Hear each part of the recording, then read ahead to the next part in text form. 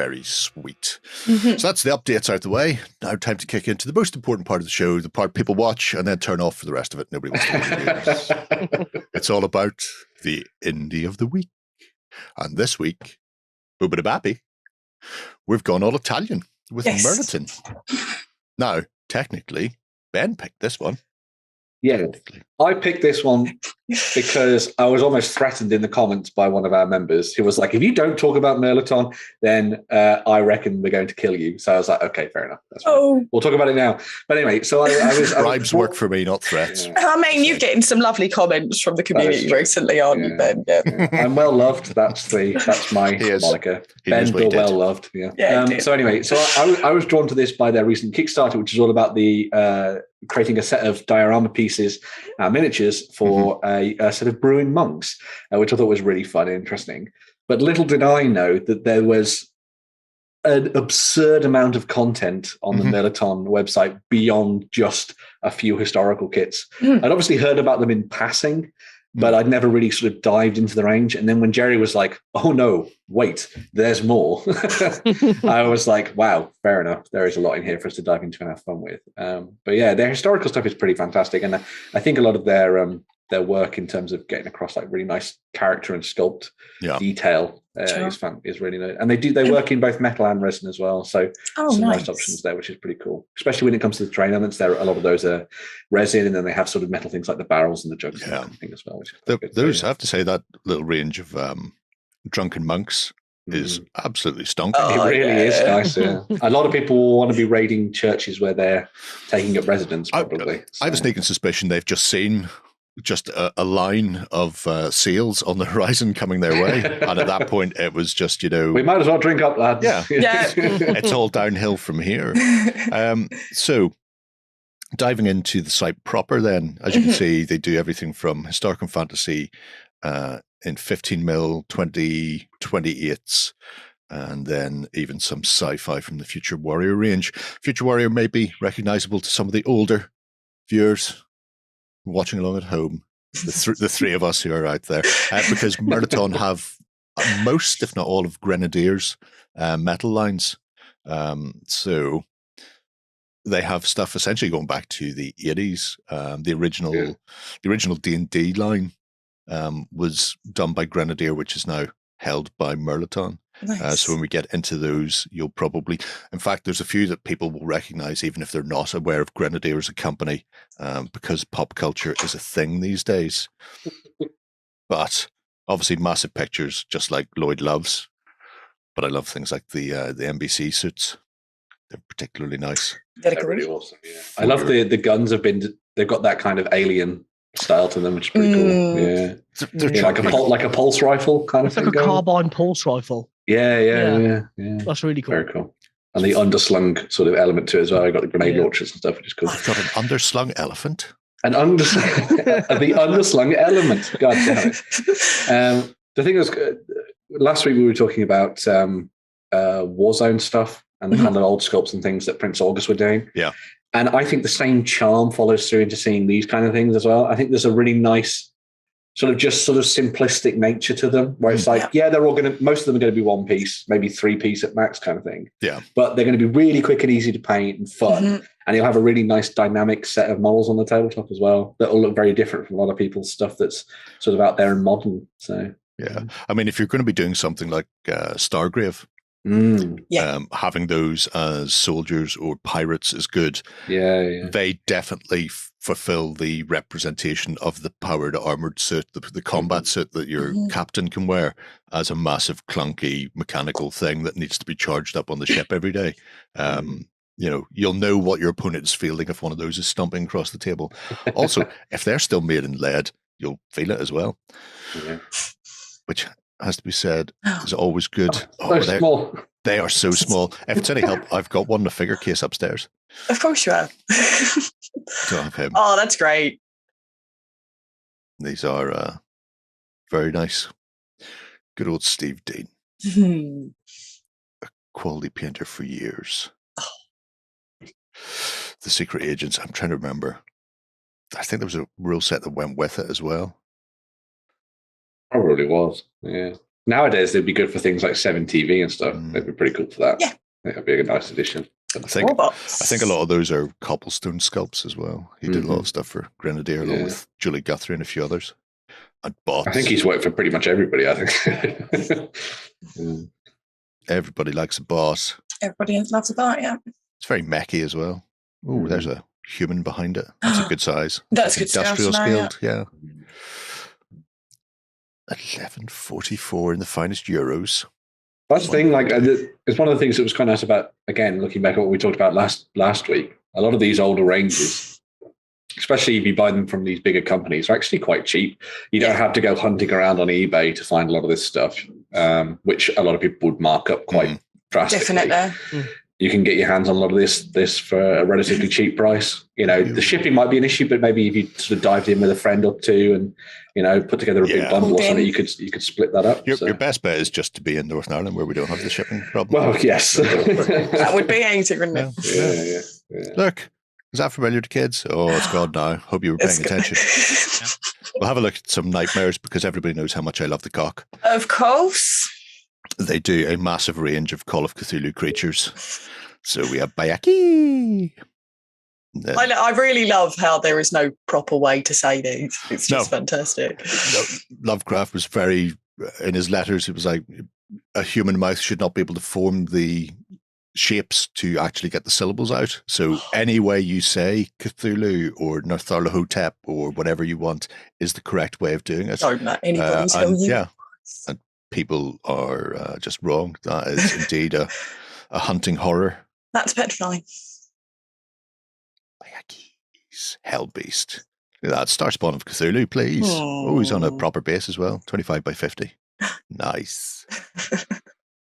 One of the things that's come up quite a lot from people when they've talked about the Mirliton stuff, and especially these kind of slightly more weird and esoteric pieces, is that these would be great for sliding into a lot of this, like things like Silver Bayonet, for example, or the pulp figures range and that kind of stuff. If you're diving into that kind of game, using these sort of fills a lot of gaps in that because there's so many kind of like really odd creatures within games like that, and you know, picking up something like this would almost fit the brief for a lot of those kind of quirky things that maybe McCullough has come up with. They're very nice. They're gorgeous. That looks like Harvey from the Call of Cthulhu play scenario from the original starter set. He does not go well at the end. Does anything go well in Call of Cthulhu? I was going to say, Jerry? No. It depends. You never know your luck. Serpent Men. No, nobody likes the Serpent Men. Cast them back into another dimension. Stay off those planes. Conan, the adventurer. We have an elder thing. That's what happens. Just so weird. I love how strange they are. Time streaming Yethian nightmares. Oh, yes, wow. please. Wow. You know, if you're gonna design an alien, make sure it's alien. Yeah. You know.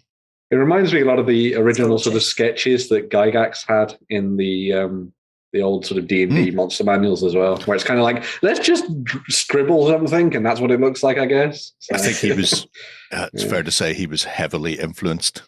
Well, yes, yeah. Especially by lady parts. Anyway. Oh, I mean, go into the fantasy. Have a look at fantasy, and we'll finish off on the historic, shall we? Yeah. So do it that way. Right. Fantasy is enormous. Fantasy Grenadier Classics, I will definitely be opening, but you can see there. Maybe we should each pick a tab and go with that. So I'm going to say dragons, not dwarves. So. Oh, curveball there, Ben. Can I have creatures, please, Jerry? Oh, okay. Miscellaneous creatures. Anything catching your eye on that list, Gareth?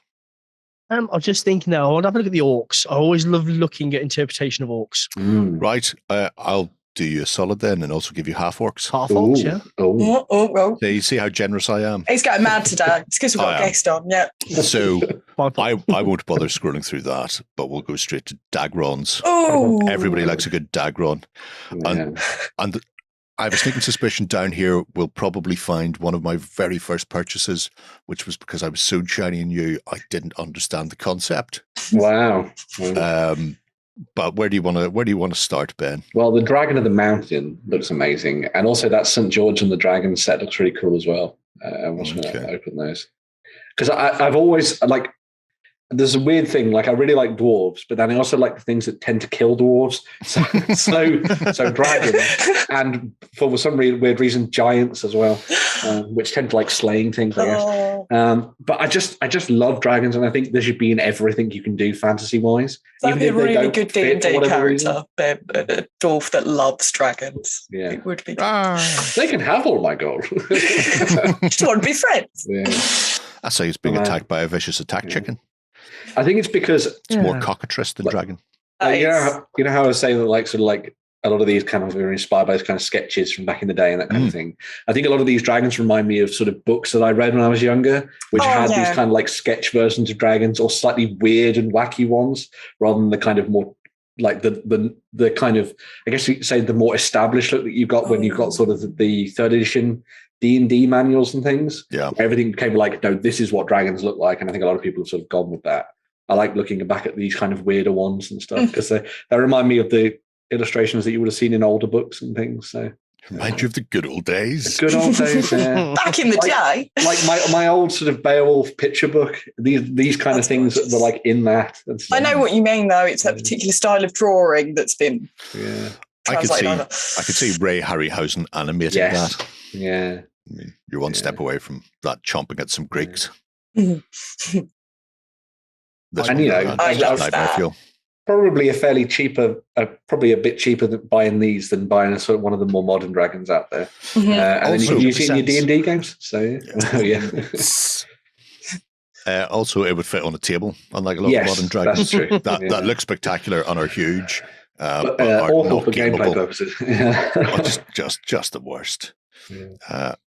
Will it be on here if I go down? Ooh, Chinese. I like the Chinese dragon. I wanted that Paladin dragon so badly.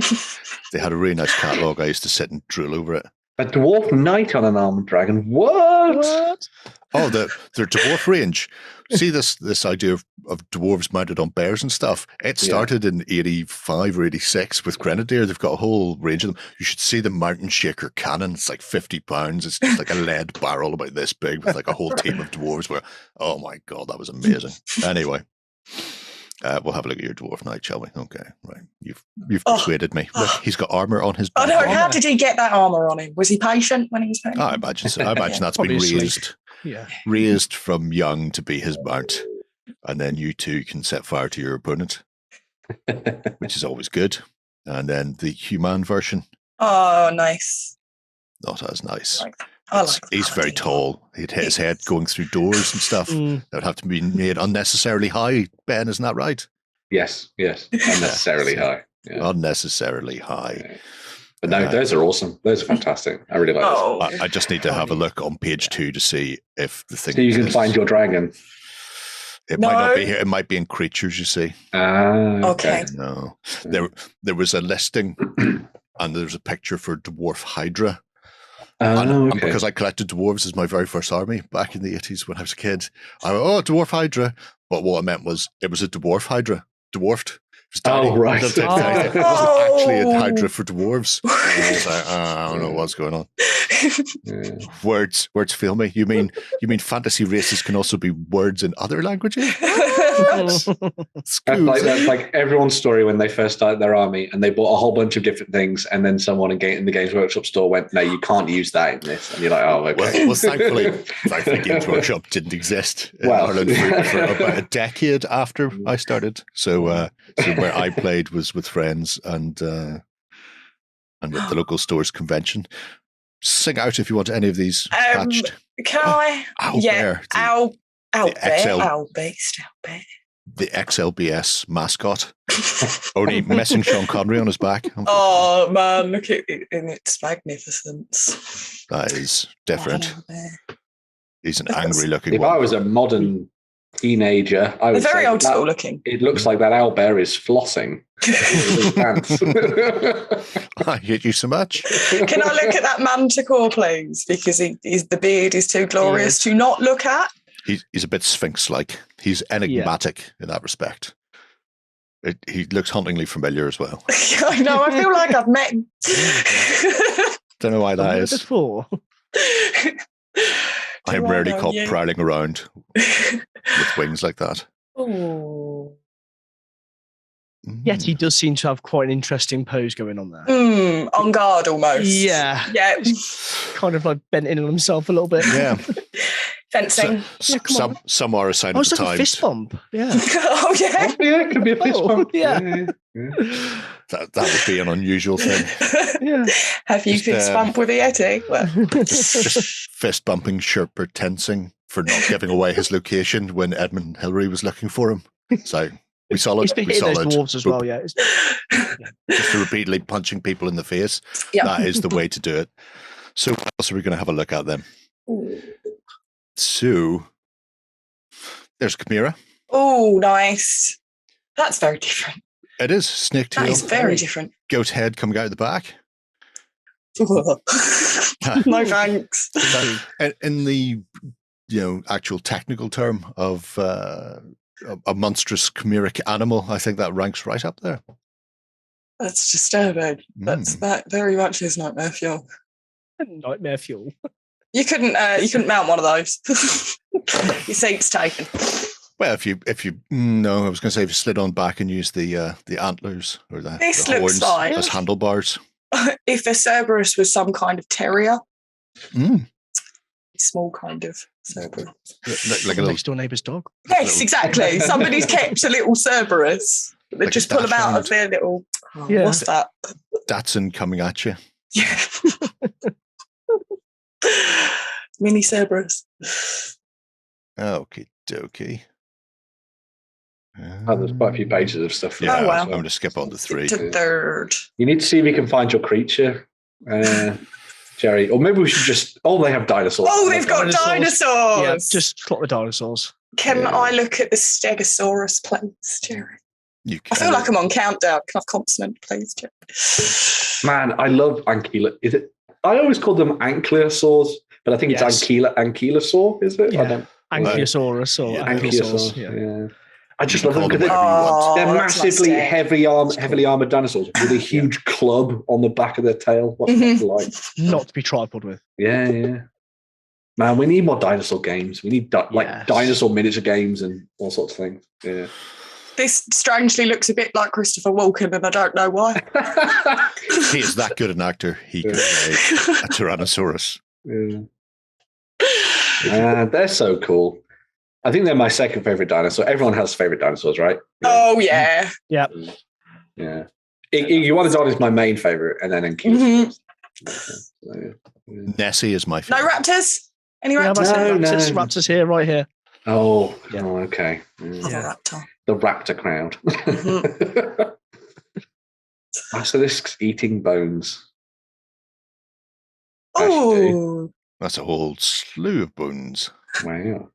It's unusual, different. And then there's the Demogorgon as well. So, hi, kids. Made re-famous, I guess, by Stranger Things. Stranger Things, yeah. So this is the model they use in their game because this is the Demogorgon that would have been around at the time. Around at the time. Yeah. It's still awesome. I actually think I prefer this. I think I prefer this to the more modern sort of ape-like version. I think I like this. Yeah. It's more classic, isn't it, really? Wow. Happy is.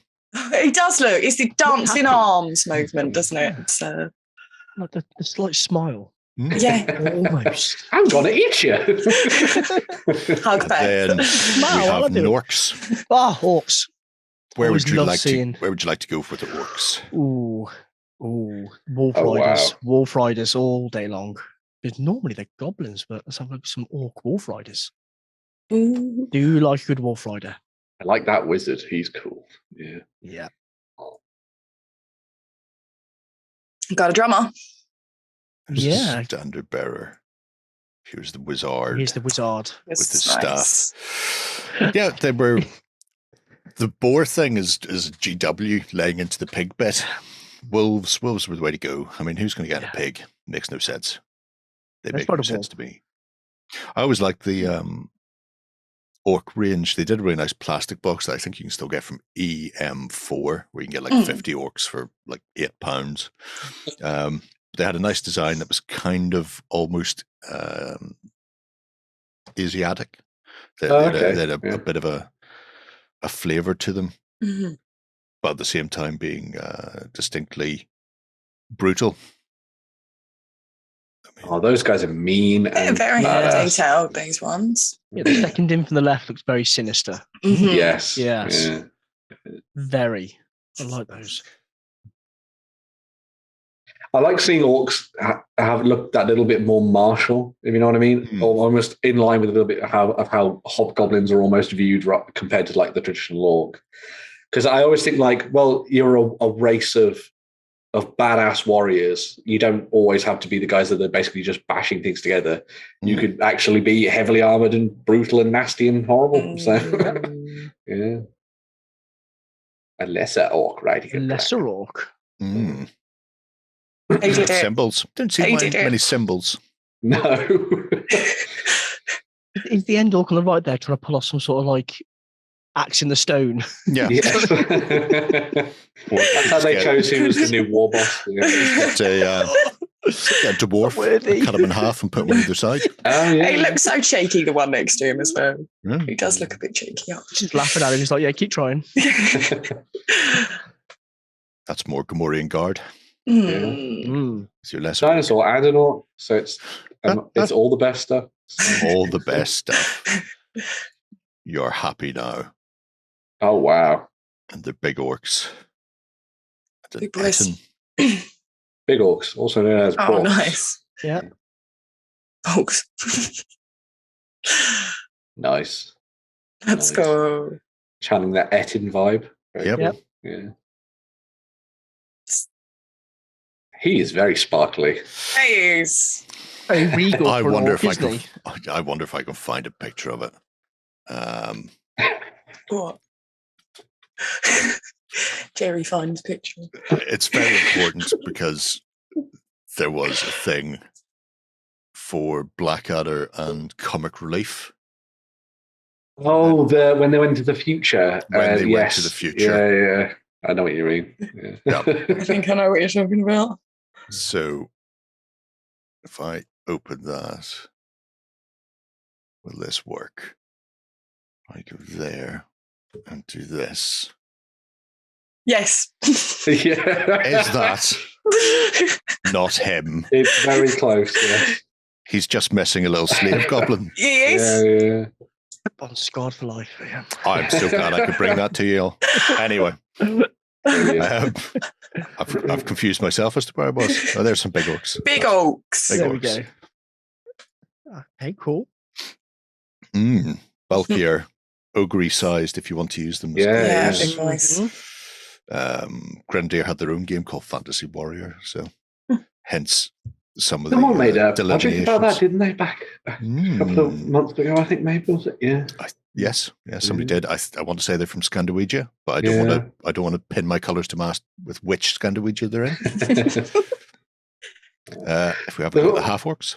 Yeah, the thing that's nice about these though is it kind of like you pick up maybe a set of these or a couple of different sets, and then you use these alongside like a whole bunch of plastic models that you've got lying around, and suddenly you've got notable figures that you can put into like role playing games if you're playing them incorrectly or correctly, Jerry.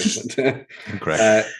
So you can throw them into your games and use them as sort of like leaders for different units and that kind of thing. Standout models, yeah.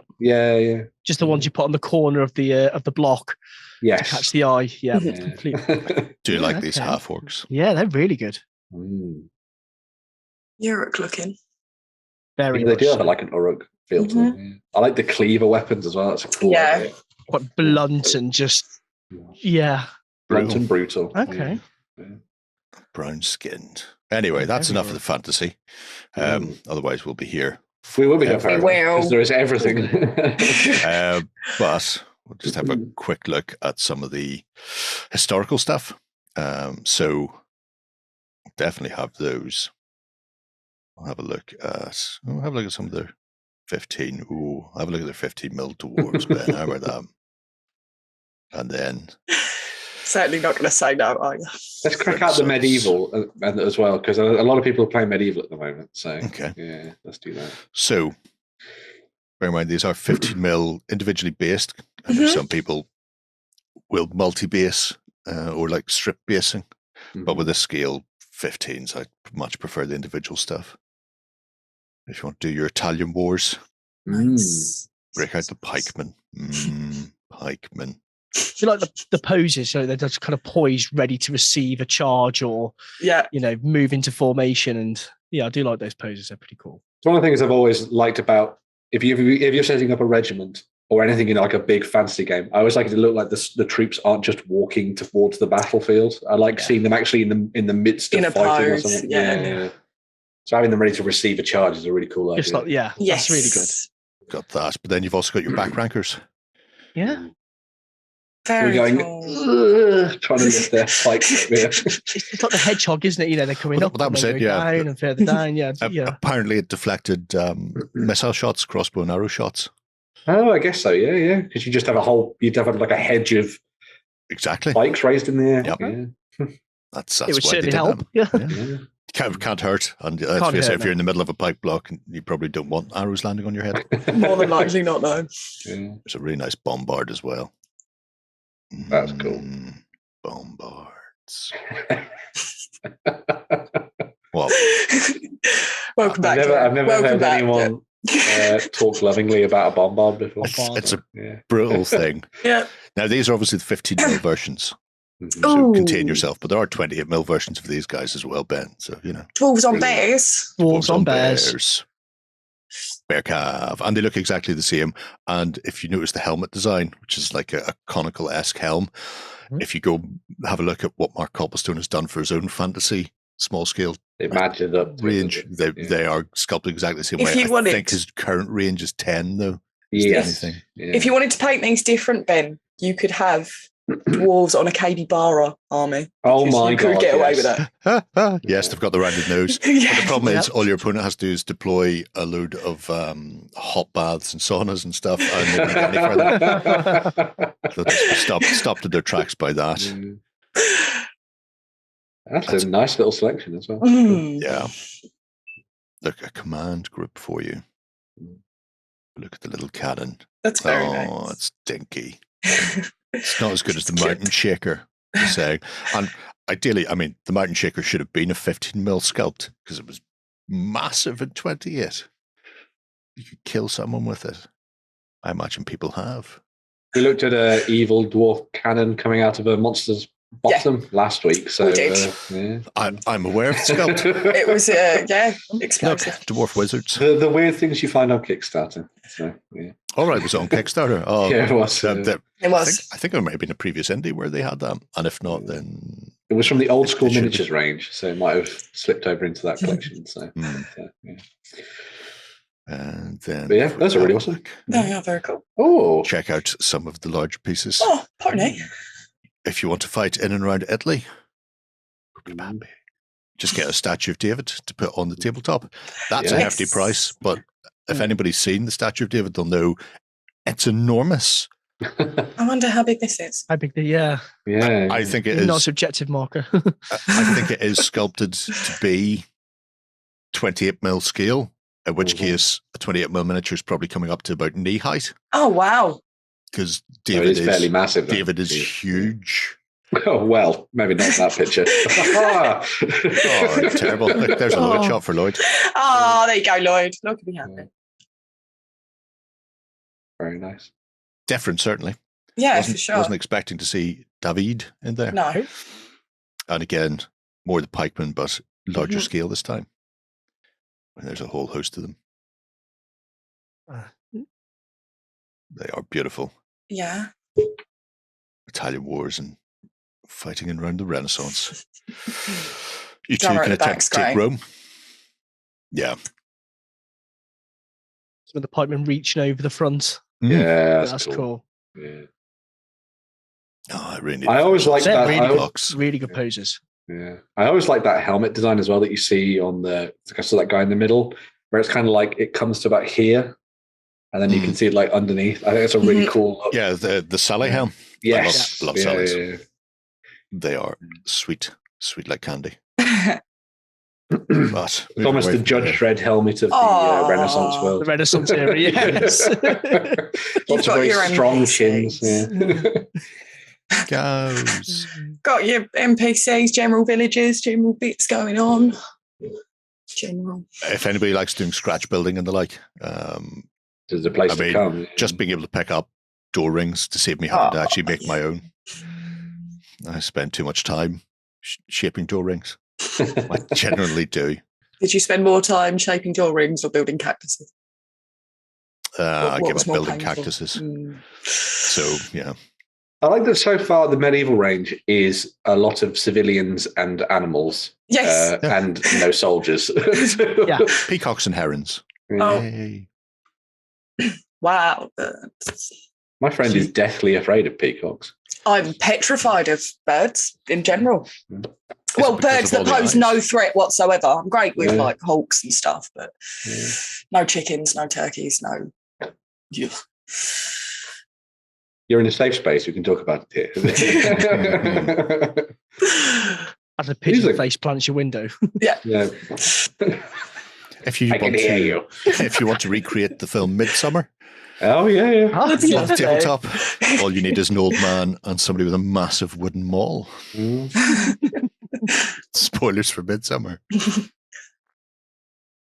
I really like that. That's really cool. Because that feeds into the one of the alternative sets you can get from their Kickstarter, the recent Kickstarter, the Monks one, is you can get basically the dioramas around for making the scriptorium, so you can have them all sitting in it at their desks and things, which is nice. That's cool. There's 2/3 of a crusade, or maybe that's them returning home. Once you've lost your first member, you're done for. Yeah. We left the other one there to be king. That's the and that's them going out again. It was quite nice because it was interesting looking in the comments underneath the news story we did about the monks one, because everyone was like, oh, do they just do things for dioramas? And everyone's like, no, there is so much more in here. So it's probably a good idea that we did talk about it this week, so that people can be like, wow, there is actually a hell of a lot of stuff in here for people to play around with, especially with like the Barons War being so big right now as well. Diving into this kind of medieval collection and picking up some of these particular characters would probably be a good way to kind of then form a warband around that for use in the game. Like just pick one of these notable characters and be like, cool, so who were the followers that would have, fought with him on the battlefield? I'll add them into my Graf Albrecht von Heigerloch. Of course, yeah. Yep. That notable character that everybody knows about, with an impressive helmet. You're going to see that coming from a distance, aren't you? I like the credit where they got the heraldry from. That's cool. Yeah. Mayonnaise Codex. That's good. Very nice. For the particular nerds in the audience, because I haven't heard of that one. So there are certain scrolls and rules that you can look up online to see who was wearing what and what colours things were. There's a Wounded Knight falling. That'd be quite nice now. Multi-base. Horses going down. Somebody's about to get 10 ton of horse lamped into their head. Yeah. Oh well, that'll harden. And the spearman who brought the horse down is about to get hit by a flying knight as well. Yeah. That's page 14 of 21 pages. So everything that you need for the medieval, and that is just one section of the historics. There are so many more, and then there's even some Italians in 20 mil. But if you haven't checked them out before, definitely worth having a look at Mirliton and just seeing what is in there. Obviously they've been doing a wealth of stuff for years. They have some old gems, but the current Kickstarter shows that they've also done some spectacular new bits and pieces. Yeah, so they're playing around with digital sculpting and stuff as well now, as well as the handmade stuff. So sign of the times, they tell me. Sign of the times. Right, we're going to take a quick swish, and when we come back, we'll have a look at the news. Go ahead and check out our other content on screen now. And while you're at it, why not hit subscribe and remember to ding our dong. Go on, you know you want to click it. Go on.